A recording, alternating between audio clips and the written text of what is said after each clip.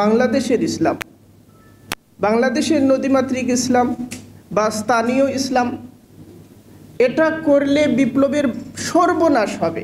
এটা আমি বহুবার বলেছি, এখন আরও জোরালোভাবে বলার সময় এসেছে।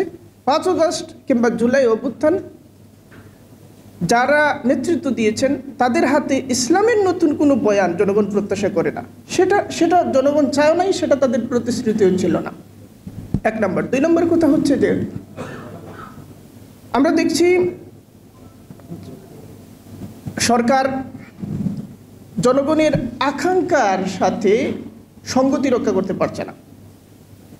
সঙ্গতি রক্ষা করতে পারছে না বলে যে ঘটনাগুলো ঘটছে, বিরক্ত হয়ে জনগণ যে সমস্ত প্রতিক্রিয়া দেখাচ্ছে, এগুলো জনগণের আশাভঙ্গের ফলশ্রুতি। জনগণ সরকারকে ধারণ করে না এজন্য নয়, বা বিরোধিতা করে এজন্য নয়, আশাভঙ্গের ফলশ্রুতি। আশাভঙ্গের দিক থেকে জনগণ যে সমস্ত সামাজিক প্রতিক্রিয়া দেখাচ্ছে সেগুলোকে আমরা আক্রমণ করছি। এটাও আমরা করতে পারি না। এটা রাজনৈতিক প্রজ্ঞা থেকে জন্ম নেয় নাই, এটা তাৎক্ষণিক আবেগ এবং তাৎক্ষণিক উত্তেজনার কাছে পরাজয় থেকে এটা জন্ম নেয়। ফলে দায়িত্বশীল পর্যায় থেকে যারা কথা বলবেন, এমনকি ফেসবুকে স্ট্যাটাস দেবেন, সেগুলোকে আগে নিরীক্ষণ করে নেয়া, যাচাই করে নেয়া এবং এগুলোর একটা মানদণ্ড থাকা, এটা অত্যন্ত জরুরি। কারণ এই বিপ্লবটা যারা নেতৃত্ব দিয়েছেন তারা দিয়েছেন বটে, কিন্তু বিপ্লবটা কারো একার নয়, বিপ্লবটা সবার। এবং এই বিপ্লবকে পুরো জাতি তার কাঁধে বহন করতে হবে। আরেকটা তিক্ত কথা বলি, সেটা হচ্ছে আমরা লক্ষ্য করছি যে আমাদের অনেকেই কিছু বিতর্কিত কিছু বুদ্ধিজীবীর চিন্তাকেই বারবার পুনরাবৃত্তি করছেন। বিতর্কিত কিছু বুদ্ধিজীবীর চিন্তা, এই চিন্তাগুলো যদি আমাদের অর্থনৈতিক ব্যবস্থা, আমাদের রাষ্ট্র ব্যবস্থা, আমাদের সমাজ কাঠামো ইত্যাদির মধ্যে সীমাবদ্ধ থাকতো, তাহলে একটা কথা ছিল না। দেখা গেল যে নতুন বন্দোবস্ত হিসেবে তারা মনে করছেন বিশেষ একটা দর্শনকে চাপিয়ে দেওয়া। আপনি যেদিন বিশেষ কোনো দর্শনকে জুলাইয়ের উপর চাপানোর চেষ্টা করবেন, সেদিন আপনাকে জুলাইয়ের উপর থেকে সরিয়ে নেওয়ার জন্য লড়াই করা আমার দায়িত্ব হয়ে যাবে। বিশেষ কোনো দর্শন নয়, বিশেষ দর্শনের জায়গা থাকবে। এই বিষয়গুলোকে খেয়াল রাখতে হবে। দেখবেন যে জুলাই, আমরা বলেছিলাম যে সামনে আসছে ফাগুন এবং আমরা হব দ্বিগুণ। আমরা দ্বিগুণ হয়ে নাই, আমরা কমেছি, আমরা বিচ্ছিন্ন হয়েছি, আমরা জনগণের সন্দেহের সামনে পড়েছি এবং জনগণ আমাদের প্রতি আস্থার জায়গা সংকুচিত অবস্থায় দেখছে। ক্রমাগতভাবে আস্থার জায়গাটা কমছে। এর পেছনে আমাদের দায়গুলো কি, আমরা কোথায় কোথায় ভুল করছি, সেজন্য আমাদের নিরীক্ষণ করা দরকার, আত্মসমালোচনা করা দরকার এবং নিজেরা নিজেদেরকে কাঠগড়ায় দাঁড় করানো দরকার। আরেকটা বিষয় হলো উদ্বেগের বিষয় যেটা হয়েছে যে নবী আলাইহিস সালামের অপমান। দেখেন, এটা সারা দুনিয়ার আন্তর্জাতিক একটা ইস্যু। ফ্রান্সে নবী আলাইহিস সালামের অপমান হলে সেখানেও মুসলমানরা, যত সংখ্যালঘু হোক, সেখানে মুসলমানরা বসে থাকে না, মুসলমানরা কথা বলে এবং জীবনের ঝুঁকি নিয়ে। ইন্ডিয়ায় যেখানে সংখ্যালঘুরা সবচেয়ে নিপীড়িত, সেখানেও তারা, আমরা দেখেছি মুম্বাইয়ে তারা কী ধরনের প্রতিবাদ করেছেন, বৃহত্তর প্রতিবাদ হয়েছে। সেটা হয়েছে কারণ আমার একটা কথা আছে যে অন্যান্য আবেগ এমন যাকে আমরা নিয়ন্ত্রণ করি, কিন্তু নবী প্রেম এমন আবেগ যা আমাদেরকে নিয়ন্ত্রণ করে। ফলে দেখেন, আপনি ইউরোপ আমেরিকায় সেখানে কিন্তু হলোকস্টের বিরুদ্ধে বলা যায় না। হলোকস্টের বিরুদ্ধে ইরানের সাবেক প্রেসিডেন্ট সেখানে অক্সফোর্ডে তিনি একটা বক্তৃতার মধ্যে বলেছিলেন, তাকে সেখানে সরাসরি মূর্খ আখ্যায়িত করা হয়েছে। মত প্রকাশের স্বাধীনতার একটা লিমিটেশন তারাও রেখেছে, হলোকস্টের বিরুদ্ধে বলা যাবে না। ইহুদিদের অন্যায় কার্যক্রমের বিরুদ্ধে আমরা দেখলাম বিশ্ববিদ্যালয়গুলোতে মিছিল হয়েছে, এই মিছিলগুলোর সাথে কী আচরণ করা হয়েছে আমরা তো দেখেছি। এগুলোকে তারা বলেছে অ্যান্টিসেমিটিজম, এবং এইরকম একটা শিরোনাম দিয়ে এগুলোকে নিষিদ্ধ করে দেওয়া হচ্ছে যে অন্যায়কেও সেখানে অন্যায় বলা যাচ্ছে না। ফলে মতের স্বাধীনতা, এই সমস্ত শিরোনাম নিয়ে আপনি আমার আবেগ, আমার শ্রদ্ধা, আমার বিশ্বাস, আমার ইমানের জায়গাটাকে আপনি আঘাত করবেন, আমাকে আহত করবেন, রক্তাক্ত করবেন, এবং সেটা অব্যাহতভাবে চলবে এবং এর ফলাফল সবসময় স্বাভাবিক হবে। আপনি কেন এটা আশা করছেন?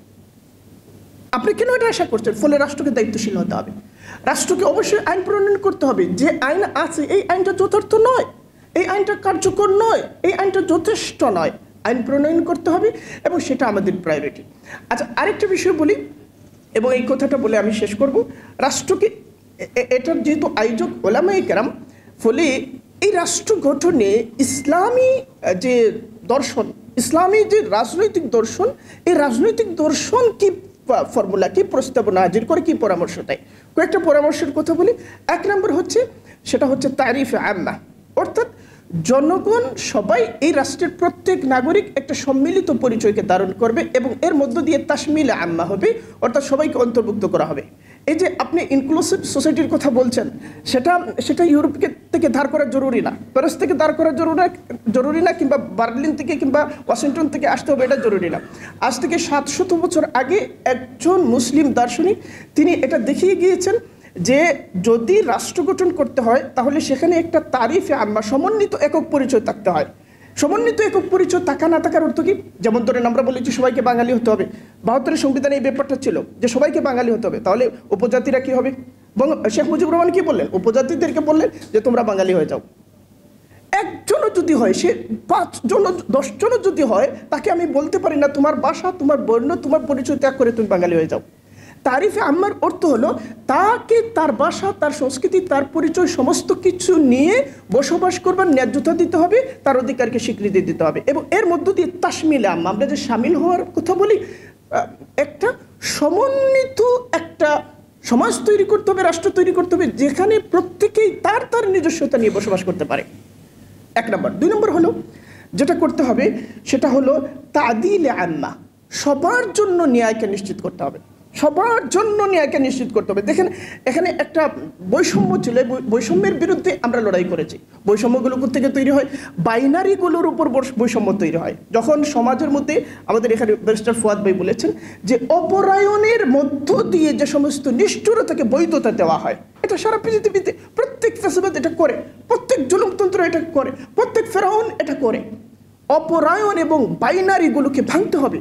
এই বাইনারিগুলো ভাঙার দায়িত্ব কিন্তু কেবলমাত্র কারো একার নয়, যে রাষ্ট্র ক্ষমতায় যিনি বসে আছেন তিনি বলবেন এবং ভেঙে যাবে, এটা নয়। এটা পুরা সমাজকে অনুশীলন করতে হবে। এটা যেমন সাধারণদেরকে অনুশীলন করতে হবে, আরও বড় অর্থে ওলামায়ে কেরামকে অনুশীলন করতে হবে।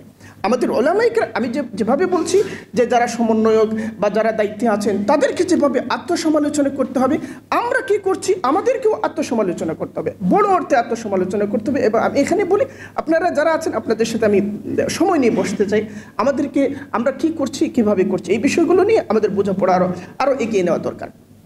2 নম্বর কথাটা বলেছি সেটা হচ্ছে তাদিল আম্মা, সবার জন্য ন্যায় প্রতিষ্ঠা করতে হবে। আরেকটা হলো তামিন আম্মা, সবাইকে নিরাপত্তা সমন্বিতভাবে দিতে হবে, আমান। এটা যদি জনগণ না পায় তাহলে সে আস্থা হারাবে। আমি বলতে চাচ্ছি জুলাই পরবর্তী বাংলাদেশ পুনর্গঠনের পূর্ণাঙ্গ দর্শন, পূর্ণাঙ্গ ফর্মুলা ইসলামী রাষ্ট্রতত্ত্বের মধ্যে রয়েছে। সেজন্য আমাকে দিল্লির কাছে, কলকাতার কাছে হাত পাতার যেমন জরুরত নাই, ওয়েস্টের কাছেও হাত পাতার জরুরত নেই। এবং অনবরত আমি এই কথাগুলো বলে যাচ্ছি, এবং দেখা যাচ্ছে যে না, যে আমরা যেন কোথা থেকে বের হতে পারছি না, কোথাও একটা জায়গা আছে সেখান থেকে বের হতে পারছি না বলে ইসলাম বাহিত বিষয়গুলো আমি নেব না। ফলে ইসলামের নতুন একটা ভার্সন, মডারেট একটা ভার্সন, কিংবা নদিয়া কেন্দ্রিক একটা ভার্সন, বা নতুন কিছু একটা চৈতন্য বাহিত, লালন বাহিত, এরকম কোনো ইসলাম হতে পারে না। এটা আলাদা একটা দর্শন হতে পারে, এটা ইসলাম নয়। কেউ এইরকম ইসলাম উপস্থাপন করলে এটার মোকাবেলা করা হবে, এর সাথে লড়াই করা হবে। ইসলামের মধ্যে এই জিনিসগুলো তামিনে আম্মা দিতে হবে, সাধারণ নিরাপত্তা দিতে হবে। আর আরেকটা জিনিস তাফরিজে খাসা। তাফরিজে খাসা হলো যে অ্যাকাউন্টেবিলিটিটা হবে যে যে দায়িত্বে আছে সেই দায়িত্বের সমপরিমাণে, জবাব দিতে হবে দায়িত্বের মাত্রা অনুযায়ী, অধিকার প্রাপ্তি হবে প্রত্যেক নাগরিকের জন্য সমান মাত্রায়। এবং এগুলোর মধ্য দিয়ে কি করা হবে? এগুলোর মধ্য দিয়ে ইফসাদকে, অর্থাৎ আভ্যন্তরীণ এবং বাহ্যিকভাবে ক্ষতিকর সমস্ত কিছুকে দূরীভূত করা হবে। যেমন ধরেন আমরা মেট্রো রেল করেছি, যেমন ধরেন আমরা ঢাকা শহরের উন্নয়নের জন্য অনেক কিছু করেছি, দৃশ্যমান অর্থে উন্নয়ন, কিন্তু আভ্যন্তরীণভাবে সেগুলো আমাদের ঢাকা শহরের রাস্তাঘাটের স্বাভাবিকতা এবং চরিত্রকে ধ্বংস করেছে। ফলে ইফসাদ হলো বাহ্যিকভাবেও সেটা ক্ষতিকর হতে পারে, আভ্যন্তরীণভাবেও ক্ষতিকর হতে পারে। এই যে উন্নয়ন করা হয়েছে, এই উন্নয়নের মধ্যে কি ছিল? বিগত সরকার ফেসিবাদ যে উন্নয়নের গল্প শোনাতো সেটা বাহ্যিকভাবে খুব মধুর সঙ্গীত মনে হতো, কিন্তু এর ভেতরে কি ছিল? আয় বৈষম্য ছিল। এর ভেতরে ছিল আয় বৈষম্য, অর্থাৎ একদল মানুষ, প্রায় 1.5 লক্ষ কোটিপতি পরিবার বাংলাদেশে তৈরি হয়েছে, তাদের আয় বেড়েছে, আকাশটাও আয় বেড়েছে, আর সাধারণের আয়ের মাত্রা কমেছে। তারা একেবারে নিম্ন স্তরে চলে গেছে। ফলে এই যে 1.5 লক্ষ কোটি প্রতি পরিবারের আয়, এই আয়গুলোকে সাধারণের সবার মাথাপিছু আয় হিসেবে দেখানো হয়েছে।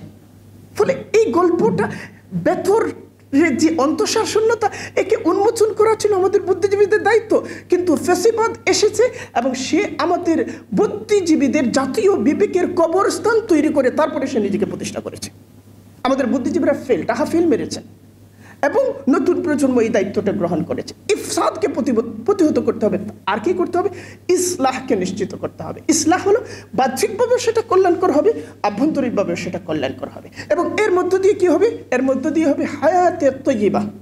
কোরআনের পরিভাষা, নিজস্ব পরিভাষা, হায়াতে তৈয়্যিবা, পবিত্র একটা জীবন, মহিমান্বিত একটা জীবন, যে জীবন সম্মানজনক, যে জীবনে মতের স্বাধীনতার মূল্য আছে, যে জীবনে বিশ্বাসের স্বাধীনতার মূল্য আছে, যে জীবনে আচার আচরণের মূল্য আছে, যে জীবনে প্রাণের মূল্য আছে, যে জীবনে সম্পদের মূল্য আছে, যে জীবনে তার মানুষ হিসেবে প্রতিটি অভিব্যক্তির মূল্য ইসলাম প্রতিষ্ঠিত করেছে। এরকম একটা হায়াতে তৈয়্যিবা প্রদান করা একটা আদর্শ রাষ্ট্রের দায়িত্ব। আমরা আশা করব আমাদের রাষ্ট্র নিজেকে পুনর্গঠনের পথে এই যে ইসলাম বাহিত যে সমস্ত শিক্ষা, এই শিক্ষাগুলোকে আত্মীকরণ করবে এবং আমরা যে মতাদর্শিক যে দেউলিয়াতের মধ্যে আছে, শূন্যতার মধ্যে আছে, এই শূন্যতা থেকে বেরিয়ে আসবার একটা পথ ইসলাম থেকে লাভ করব। মধ্যে যে গুরুত্বপূর্ণ ভূমিকা রাখতে পারছেন না, এখানে ওই বাইনারির যেমন একটা দায় আছে, ওলামায়ে কেরামের নিজেদেরও একটা দায় আছে। ফলে আমাদের শিক্ষা ব্যবস্থাটাকে আমরা কিভাবে পুনর্গঠন করব, আমাদের রাজনৈতিক ব্যবস্থাটাকে আমরা কিভাবে পুনর্গঠন করব, এবং রাষ্ট্রের মূল স্রোতে নিজেদেরকে ইমামতে কুবরা, আমরা মসজিদে ইমামতি করি, এটা হচ্ছে ইমামতে সুগরা, ছোট ইমামতি। সমাজ এবং রাষ্ট্রের মধ্যে যে ইমামতি, এটা হচ্ছে ইমামতি কুবরা, বড় ইমামতি।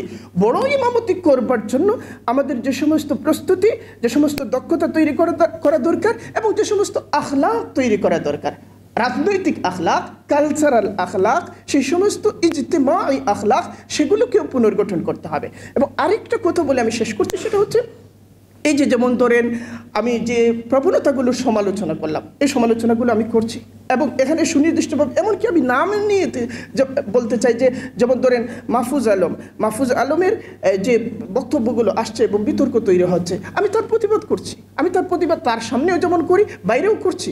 কিন্তু আমি তাকে সাধারণভাবে প্রতিপক্ষ বানাতে রাজি না, দরকার নাই।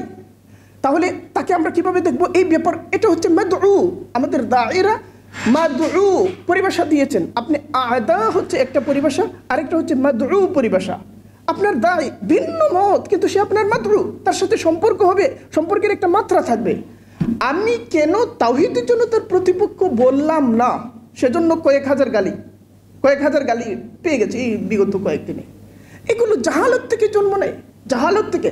রাজনৈতিক সচেতনতা, রাজনৈতিক দক্ষতা, রাজনৈতিক অন্তর্দৃষ্টি, এগুলো আমাদের মধ্যে আসুক এবং আমরা যাতে এরকম একটা পরিবর্তনকে ধারণ করবার জন্য, কাজে লাগাবার জন্য আমরা যাতে আরও সক্ষম হয়ে উঠি।